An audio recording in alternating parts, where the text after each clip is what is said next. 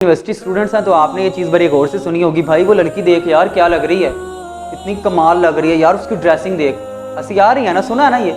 लेकिन कभी ये जवाब सुना है, भाई मैं पर्दा करता हूँ, मैं नहीं देखूंगा लड़कियों को, क्योंकि हमारा जहन कहता है कि पर्दे का हुक्म सिर्फ लड़कियों को है। लेकिन मैं आपको सच बताऊँ, आज पर्दे का हुक्म पहले लड़कों को है और फिर लड़कियों को है। पर्दे का हुक्म पहले मर्द को है फिर औरत को है। सूरत नूर आयत नंबर 30 में अल्लाह ताला मर्दों को फरमाता है अपनी निगाह नीचे रखो, और 31 में औरतों को कहता है कि अपनी निगाह नीचे रखो।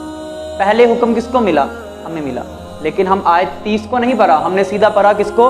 आयत नंबर 31 को। याद रखो, किसी नामहरम औरत को पर्दा करवाना आप पे फर्ज नहीं है, लेकिन अपना पर्दा करना, अपनी निगाहें नीची रखना आप पे फर्ज है।